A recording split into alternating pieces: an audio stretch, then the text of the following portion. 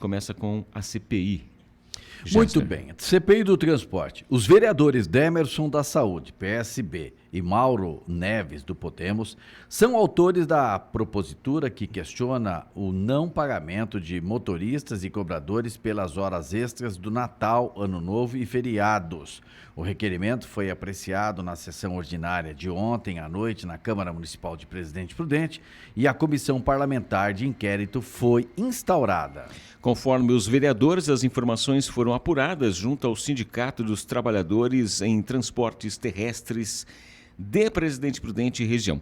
Também falam em muitas reclamações dos usuários. Outro apontamento está relacionado à denúncia que chegou aos vereadores, a de que a empresa concessionária do transporte público não possui escritório em Presidente Prudente, onde tem apenas um representante. Quanto ao plano de adequação das linhas e horários firmados em contrato com o prazo de 180 dias, dos quais se passaram 150, o questionamento é o de que não se tem notícia sobre o assunto. O plano deve ser entregue à CEMOB, Secretaria Municipal de Mobilidade Urbana e Cooperação em Segurança Pública. Os vereadores apresentaram no requerimento as obrigações legais da Câmara, justificando o pedido de instauração da CPI.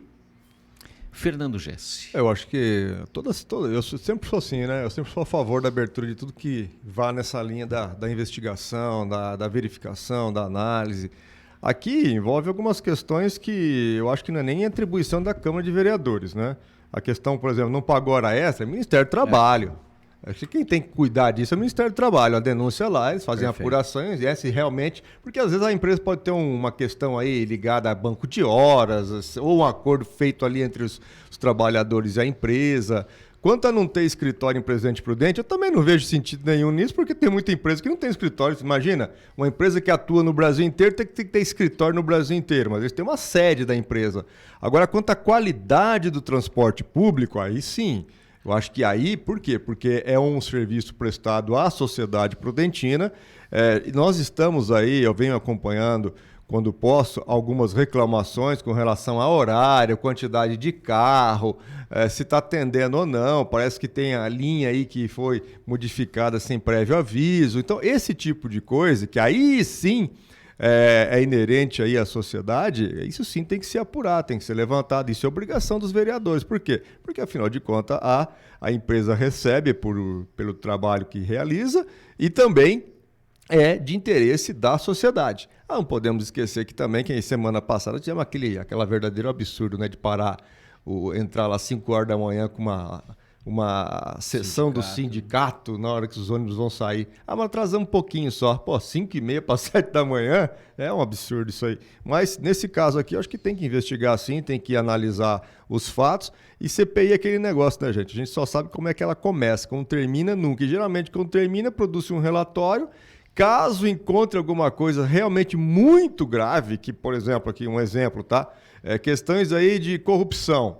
Aí isso afeta o Poder Executivo. Por quê? Tem um contrato em vigência, tem multa, tem tudo isso. Então, que exerça o contrato. Se ela não está prestando um serviço adequado, está indo contra o contrato que ela assinou, ela vai ser acionada. E aí cabe também uma representação ao Ministério Público e o Ministério Público atuar sobre a empresa para corrigir aí os seus atos falhos. Mas, realmente, eu sou... daquela opinião. Tem coisa aqui que não tem nada a ver com CPI, mas tem algumas coisas aqui, no meu entendimento, lógico, né? Mas algumas coisas, sim, são inerentes e precisam ser analisadas, Gessner. Isso é um detalhe. Ontem eu e o Adilson comentamos sobre a necessidade, ou considerávamos que havia uma necessidade de se colocar em plenário para votação. Aqui, até o Mauro Neves entrou em contato, né? Sim. Que tem que ter 5 vereadores. Como tem a Câmara Municipal, são 13 vereadores. As informações que tem 8 de um lado, 5 do outro, que eu também não sei quais são os 5 que estão aí fazendo essa propositura aí, enfim. Mas mesmo assim deu um número, que são 5 vereadores para se fazer. Agora, uma CPI, sempre ela é desgastante para o governo. Eu digo governo municipal, governo estadual, governo federal, né? Inclusive tem nas redes sociais aí uma posição do presidente Lula, lá atrás, há 30 anos, quando ele tinha uma posição contra a CPI. Que ele era totalmente a favor e hoje ele é totalmente contra. Porque aí governo, né? Então, tem o Ele era contra o Plano Real? Tá no Você governo. queimar o quê? Então, e se não é o Plano Real, acho que a gente estava até hoje com aquela inflação boa, dizer 80% ao mês. Para quem não viveu essa época, a inflação no Brasil chegou a 80% ao mês, né? Era uma coisa assim, absurda. Tinha lá as pessoas do Sarney, qual é o que nós tínhamos também na época? Os fiscais do Sarney. Os fiscais do Sarney. Depois a poupança também, o que tinha na conta, foi tudo resgatado aí. Enfim, nós tivemos momentos terríveis. Mas, enfim, sobre CPI é isso. Quando você está do outro lado, você tem uma posição. Quando você é governo, você tem uma posição. Eu acredito que é uma realidade, né, Jéssica? Não Há tem um dúvida. desgaste. Não. Então, ninguém quer que seja aberta uma investigação nesse sentido. Se bem que nesse caso aqui, é para apurar possíveis irregularidades de uma prestadora de serviço para a prefeitura. Sim. Tá? Aí tem uma questão lá, por exemplo, que isso é uma coisa que eu não entendo até hoje. Por que toda vez que nós abrimos licitação para presidente por dentro, só tem uma empresa que se interessa por isso aqui? É umas coisas assim também que eu não consigo entender. Será que nós estamos tão ruins assim de serviço aqui que ninguém mais quer colocar um transporte público imprudente? Eu sei por quê. Porque, infelizmente, aqui quem banca o transporte público, a estrutura toda, não tem jeito. É o poder público, é o poder executivo. O presidente prudente parou no tempo. Nós estamos aqui com um problema seríssimo de crescimento, tá? Ou seja, crescimento não. Crescer nós crescemos. Toda a cidade cresce. Agora, ele não se desenvolve. E aí começam a dar os problemas. Como você acha que esses bairros que estão afastados aí da cidade, que é um problema, que eu vejo isso como sendo um problema de questões de plano diretor de organização do espaço público aqui, né? Ocupação. Tem que ter ônibus, gente, para atender esse pessoal. Tem que ter escola, tem que ter saúde, tem que ter tudo ali. E aí, como é que fica, Jana, esse povo? Nós temos que atendê-los também. É claro.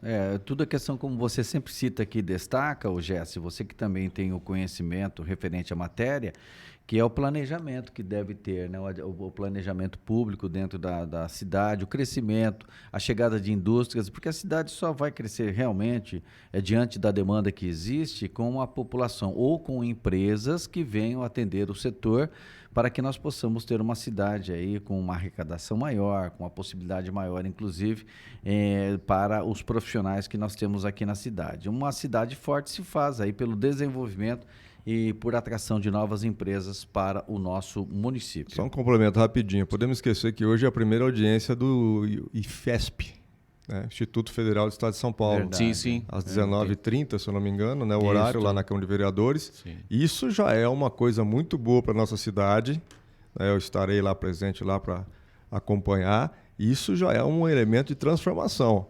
Agora, o político que chegar aqui para vocês, tá? Prestem muito bem atenção nisso que eu vou dizer aqui para vocês agora.